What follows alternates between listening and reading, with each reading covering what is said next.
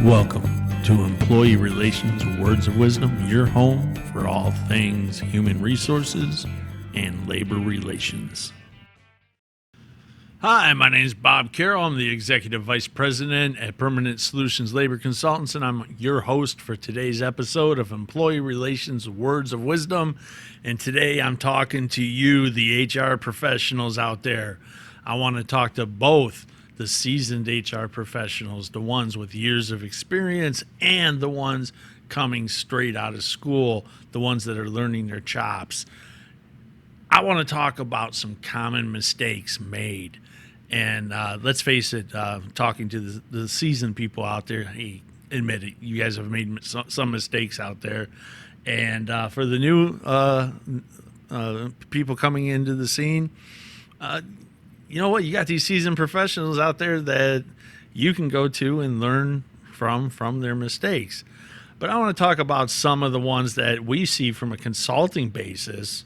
Remember, we are not attorneys, we're consultants, but we certainly know of some of the legalities of what has to be included in the HR profession, especially when it comes to handbooks and paper trails and some of the things like that. And that's what I want to talk about today. And I want to start off with something that's happened to me recently that I dealt with, and that is dealing with sexual harassment, racial harassment, or any harassment for that matter. I am still amazed as I travel the country how many handbooks do not have a provision for harassment in them, let alone how many companies do not do training for their employees and their supervisors to prevent it from happening. I mean, did you know that the average cost for a harassment case that you lose is going to be around $250,000, if not more? It's something to take seriously. And let's start with the handbook. If you do not have a provision in your handbook, get it in there. If you have to go to your CEO and explain why, do it. Be professional, be courteous, share the amount of money that's going to cost if they ever get hit with a harassment suit.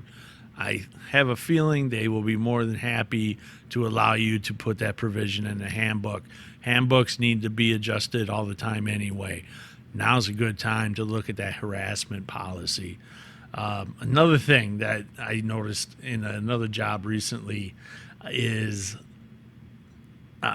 implicit bias, implied bias. In fact, I'm getting ready to do a presentation on this, and I'm very, very excited.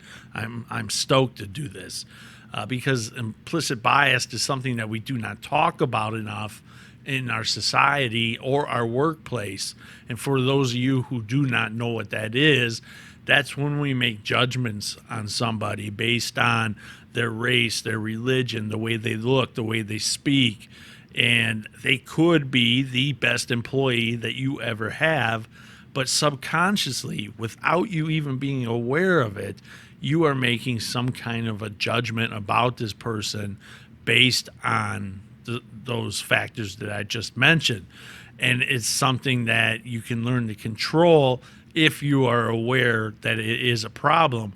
And I'm here to say that every single human being that I know has practiced implied bias at some point in their lives.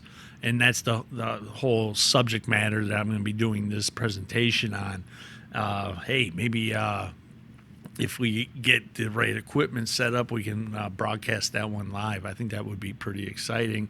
No promises, but I think that would be great if I can get the chamber's permission to do it. So when you're talking to your employees, you got to treat them like you would treat anybody else and have that self-conscious awareness that you may have implied bias especially in job interviews. And to give you a great example, I was recently talking to an HR professional with many years of service in HR, and he had he was kicking himself in the pants in the meeting that we were having, unrelated to the job that we were on. We were just having a conversation, and he was kicking himself in the pants for letting this guy go and not hiring this particular person, because he was the perfect fit. Culturally, when I say culture, I'm talking about the actual company culture, and professionally and he had the right skill set and the right attitude.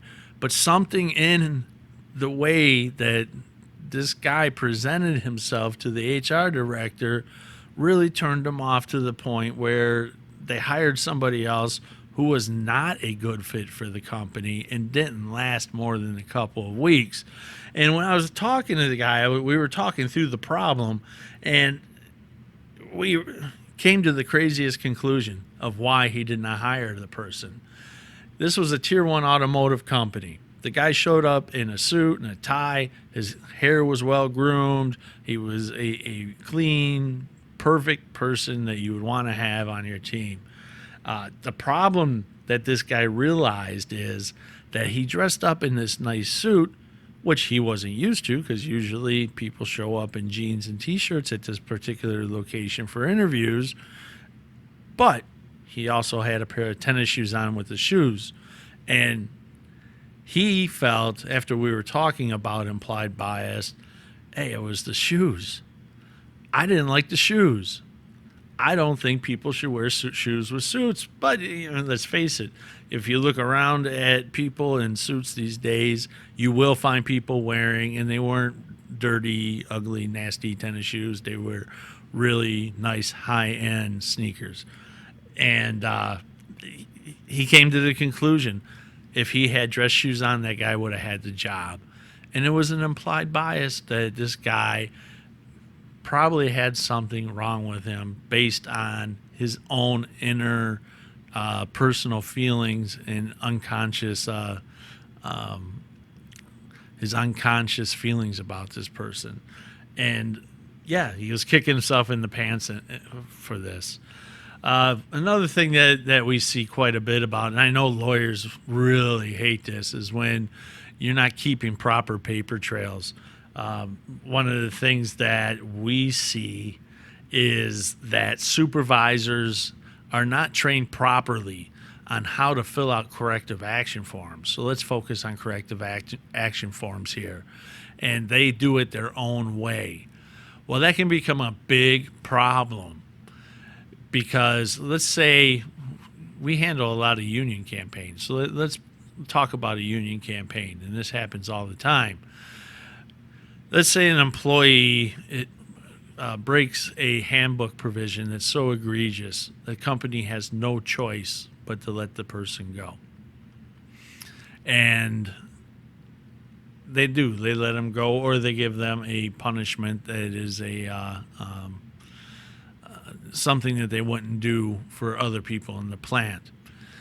The first thing they're going to do, the lawyer is going to ask for a copy of the corrective action form and copies of previous corrective action forms for similar offenses and how they were handled, because the board is going to want to see how consistent you as a company are in following the handbook. Now, if you follow the handbook consistently and the forms are filled out correctly the same way, or at least similar enough to know that you have a pattern, you're going to be okay.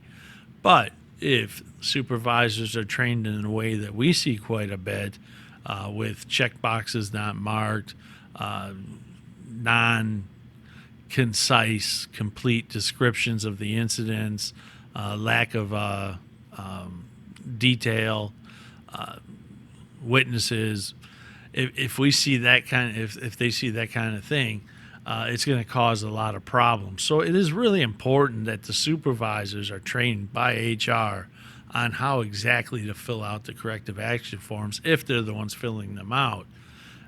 If you are HR, you also need to be aware of the proper way to fill these forms out.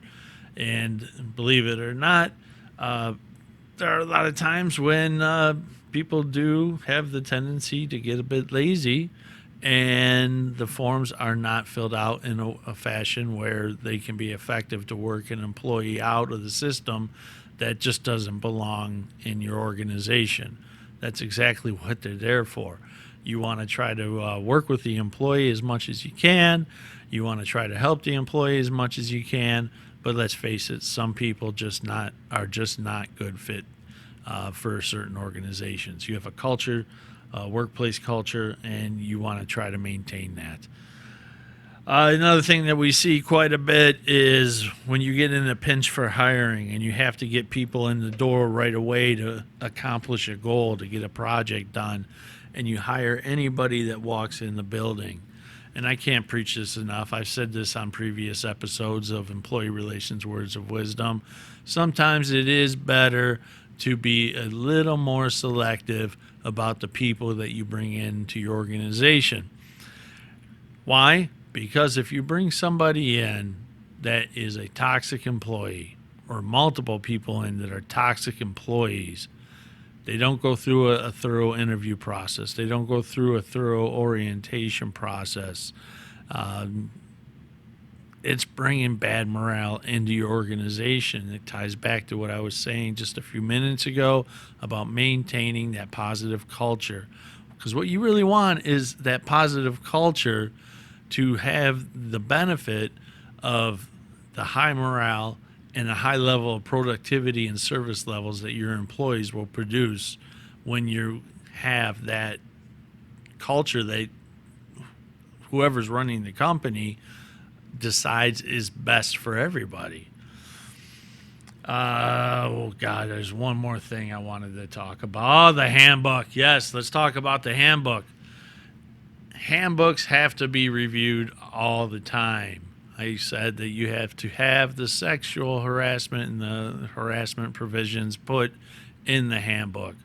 Now, if you have a handbook and you're not following the handbook, you might as well take it home with you, put it under some firewood, and light it on fire and use it as kindling to start a fire, because it's not worth the paper it's printed on. You have to follow the handbook consistently, fairly, every time. It goes back to training those supervisors so that they interpret the handbook the same way.